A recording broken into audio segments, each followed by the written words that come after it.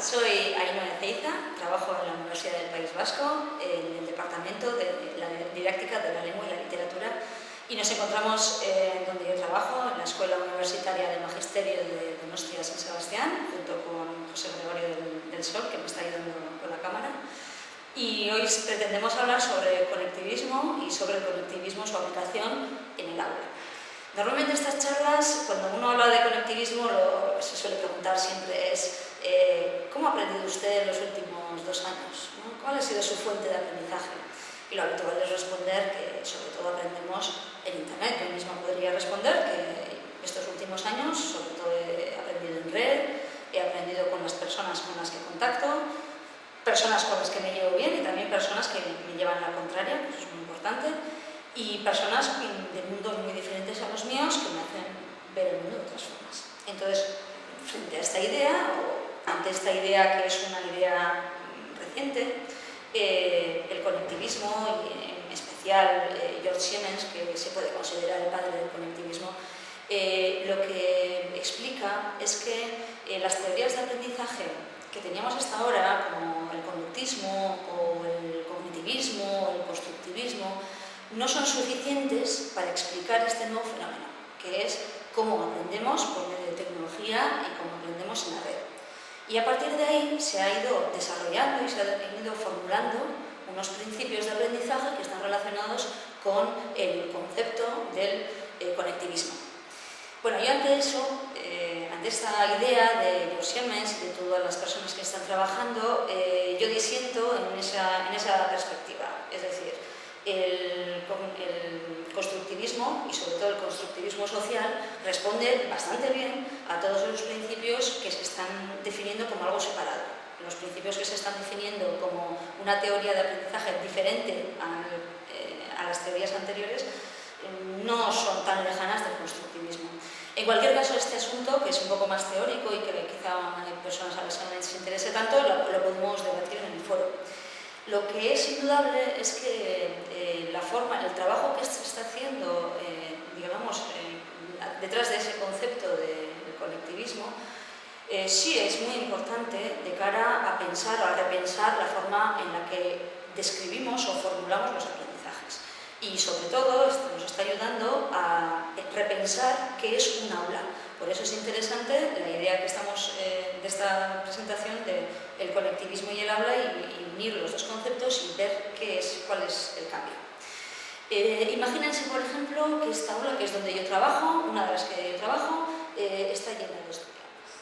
Si yo aprovecho el tiempo en el que están los estudiantes aquí, que a veces son grupos de 70 o 80 personas, y lo que hago es darles la información tal y como yo lo he procesado y tal y como yo la quiero proyectar, es un derroche de capacidad humana.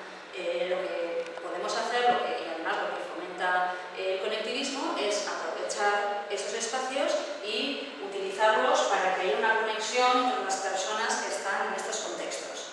De hecho, desde ese punto de vista, se puede decir que nosotros, los docentes, nos quejamos de tener muchos estudiantes. Y sin embargo, desde el punto de vista del conectivismo, tener 60 o 80 estudiantes en un aula es muy poco, porque nosotros estamos acostumbrados en las redes a trabajar entre miles de personas. En cualquier caso, la idea de llevar el conectivismo al aula supondría, siguiendo los principios de aprendizaje, supondría que los estudiantes intercambiaran, porque los principios están relacionados con el contraste de ideas, crear redes de contacto diferentes, no exactamente grupos, sino poder establecer nuevos contactos, hablar con personas con las que normalmente no se habla, y sobre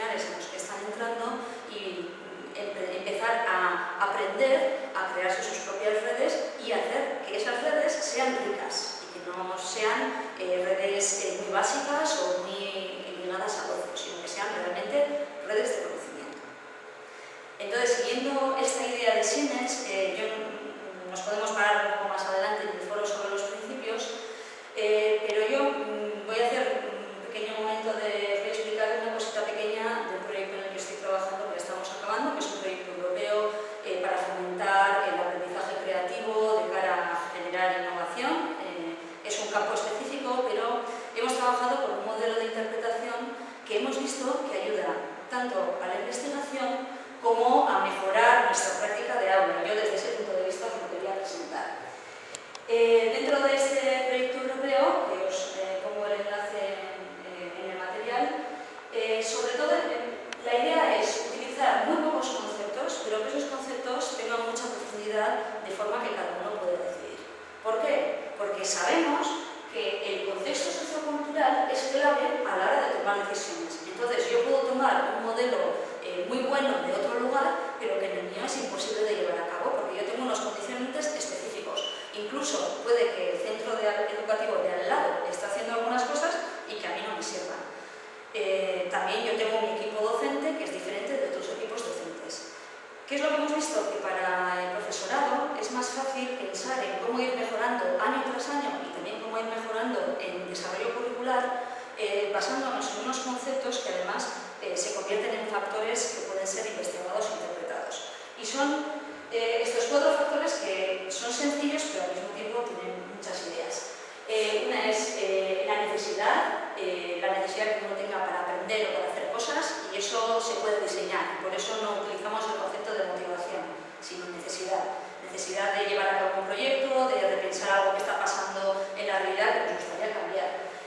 Otro concepto fundamental es la libertad.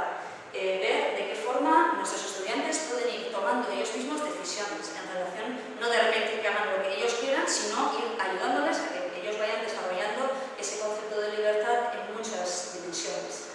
Y también la interacción, porque la interacción, además de hablar en grupos o hablar con los de su grupo o los de su aula, lo que hemos visto es que es muy positivo, el aprendizaje se cataliza cuando en algunos momentos determinados los estudiantes de un grupo se mezclan, un grupo de estudiantes se mezclan con un ámbito que no tiene nada que ver con ellos. Por ejemplo, nosotros mezclamos estudiantes de diferentes ramas de la FP y de repente los de mecánica aprendieron mucho de los de diseño, de los de informática, es decir, mezclar grupos humanos diversos, no continuamente, porque mucha heterogeneidad no funciona, pero sí en momentos determinados para fomentar la apertura de esa creatividad y para fomentar la creación de ideas. Y dentro de estos digamos, factores clave que se pueden después analizar de una forma más precisa, tenemos el del entorno ya de una forma más física. Y volvemos al aula. Tenemos esta aula y este aula puede servir para algunas cosas, pero para otras es muy limitante o es muy pobre. Y por eso lo que buscamos son espacios diferentes o hacer algunos trabajos en espacios diferentes cuando puede ser o cuando sea posible. Cuando hablamos del contexto en el que estamos trabajando, hablamos de cosas tan simples como puede ser que una parte del trabajo donde los estudiantes tengan que trabajar de una forma más relajada, la hagan en la zona verde del campus.